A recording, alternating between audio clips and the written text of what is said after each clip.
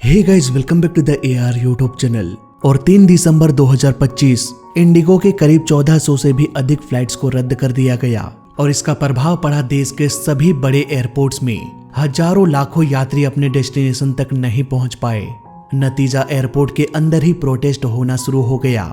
Indigo मुर्दाबाद के नारे लगने लगे और देखते ही देखते ये प्रोटेस्ट और भी बड़ा होता गया।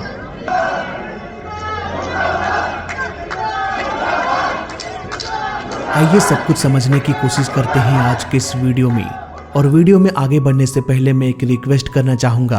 आप में से 80% लोग मेरे वीडियोस को देखते हैं लेकिन सब्सक्राइब नहीं करते, इसलिए जल्दी से सब्सक्राइब करो ताकि वीडियो बनाने में मुझे भी मजा आए। इस पूरे हादसे को हम 2 ग्रुप्स में बांट सकते हैं। पहला DGCA जो एविएशन में रूल्स बनाती है और दूसरा एयरलाइन कंपनीज जो उन रूल्स को फॉलो करते हैं। ये सब कुछ शुरू हुआ DGCA के एक नए FDTL नियम के साथ। FDTL यानी कि फ्लाइट ड्यूटी टाइम लिमिटेशंस। ये नियम तय करता है कि एक पायलट कितने घंटों तक काम कर सकता है। DGCA ने सुरक्षा को ध्यान में रखते हुए फ्लाइट ड्यूटी टाइम लिमिटेशन में 3 बड़े बदलाव किए। दरअसल पिछले कुछ सालों से पायलट फटीग यानी थकान की शिकायतें आ रही थी।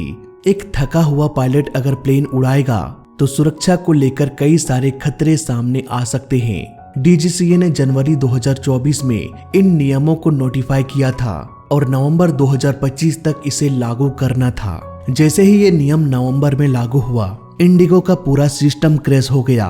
हजारों फ्लाइट्स को कैंसिल कर दी गई। ऐसे में यात्री भी काफी बौखला गए, चाहे डोमेस्टिक फ्लाइट हो या इंटरनेशनल।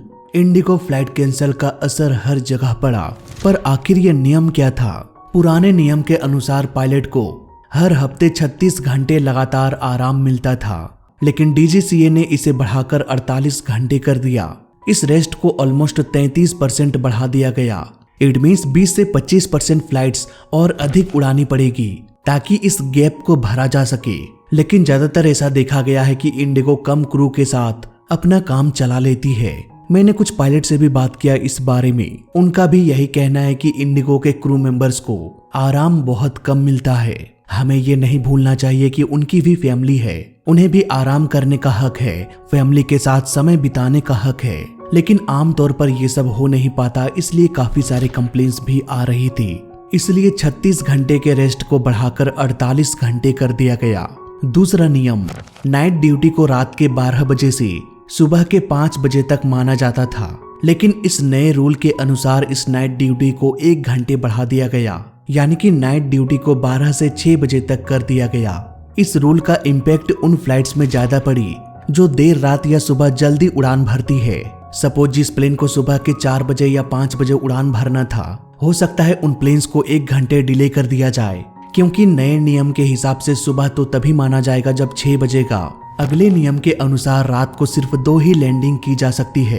पहले क्या होता था कि एक हफ्ते में पायलट मैक्सिमम 6 बार रात को उड़ान भर सकता था, लेकिन नए नियम के आ जाने से इसे 6 से घटाकर 2 कर दिया गया, यानी कि एक पायलट एक हफ्ते में सिर्फ 2 बार रात को प्लेन उड़ा सकता है। और रात की काउंटिंग शुरू होगी रात के 12 बजे से सुबह के 6 बजे तक। इस नियम ने एयरलाइन कंपनी को शॉक में डाल दिया। जैसा कि हम जानते हैं कि एविएशन के लिए कभी रात नहीं होती।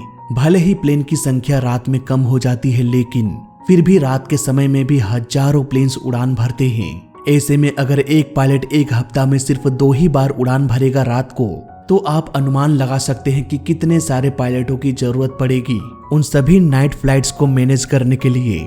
अगर हम एयरलाइन कंपनी के नजर से देखें तो इन तीनों रूल्स को फॉलो करते हुए अगर सारे फ्लाइट्स को जारी रखा जाए, यानी कि कल जितने फ्लाइट्स उड़ान भरती थी आने वाले दिनों में भी उतने ही फ्लाइट्स उड़ान भरेगी, तो ऐसे में प्लेन्स की संख्या या नंबर ऑफ फ्लाइट्स तो बढ़ेगा नहीं, लेकिन क्रू मेंबर्स की रिक्वायरमेंट बहुत बढ़ जाएगी। यही वजह है कि इंडिगो ने इस रूल को फॉलो नहीं किया और जैसे ही यह नियम लागू हुआ, इंडिगो के सैकड़ों फ्लाइट्स को रद्द कर दिया गया, क्योंकि एक्स्ट्रा क्रू मेंबर्स उनके पास था ही नहीं। ये नियम सिर्फ इंडिगो के लिए नहीं है, बल्कि ये इंडिया के सभी एयरलाइन कंपनीज के लिए है। लेकिन इस नियम की वजह से इंडिगो ही सबसे अधिक अफेक्टेड हुई। इंडिगो का जो मेन बिजनेस मॉडल है वो high frequency low cost per चलता है, यानी कि कम से कम समय में अधिक से अधिक उड़ान भरना है। ALPA नाम का एक पायलट यूनियन है। इन्होंने कहा कि जानबूझकर इंडिगो ने नए क्रू मेंबर्स की भर्तियां नहीं की, क्योंकि उन्हें उम्मीद था कि डीजीसीए उन्हें और समय दे देगा। लेकिन ये समय इंडिगो को मिला नहीं। इवन इंडिगो को ये भी पता था कि अगर ये रूल लागू हो गया तो बहुत सारे फ्लाइट्स को रद्द करना पड़ेगा, लेकिन फिर भी इंडिगो अपनी टिकट्स बेचती रही और पैसेंजर्स को कुछ पता ही नहीं था कि ऐसा भी सीन होने वाला है। यही वजह है कि देश के लगभग सभी बड़े एयरपोर्ट्स में यात्रियों और इंडिगो के बीच बवाल छिड़ गया। लेकिन यहाँ पर कौन सही है कौन गलत है?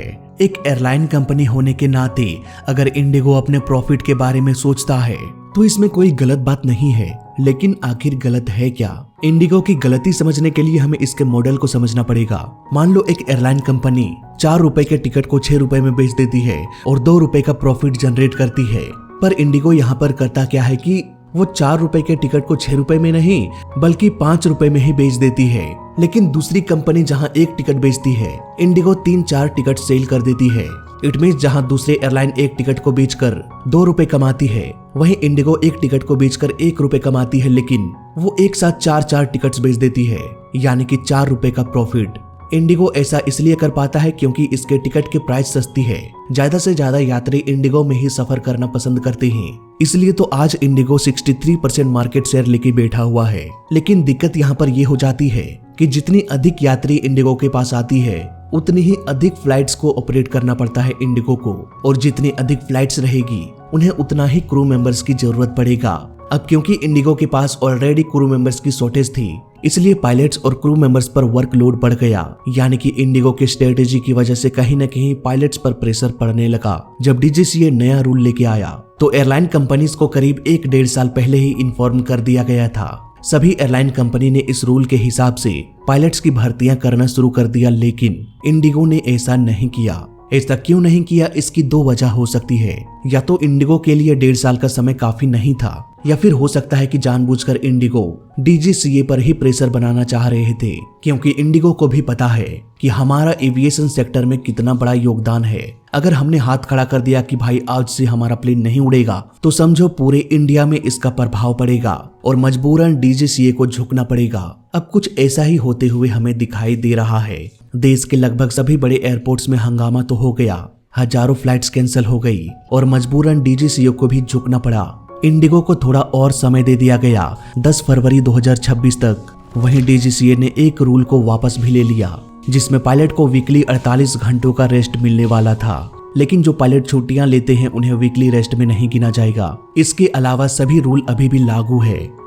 वहीं अगर हम डीजीसीए के पॉइंट ऑफ व्यू से देखें तो वो सेफ्टी को लेकर बात कर रहे हैं। पायलट को प्रॉपर रेस्ट मिल सके, उन्हें भी प्रॉपर छुट्टियां मिल सके, इस पर डीजीसीए बात कर रहा है। वहीं दूसरी ओर एक पैसेंजर के पॉइंट ऑफ व्यू से देखें तो इस नियम को बनाना और इसे फॉलो करना डीजीसीए और एयरलाइन कंपनी के हाथों में था। इन दोनों प्रोसेस में पैसेंजर्स का कोई भी रोल नहीं था। लेकिन जो बवाल हुआ उससे सिर्फ और सिर्फ यात्रियों को प्रॉब्लम हुई।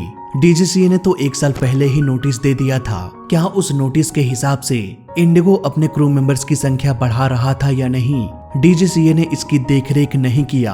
हो सकता है इंडिगो ये मानकर ही चला था कि जो कुछ होगा उस समय देखा जाएगा, अभी हम प्रॉफिट कमा रहे हैं तो कमा लेते हैं, हो सकता है हमें और भी समय मिल जाए। अगर हम ग्लोबली देखें तो यूरोप में वीकली रेस्ट मिनिमम 36 घंटे मिलती है, वहीं यूएसए में लगभग 34 घंटे का वीकली रेस्ट मिलता है।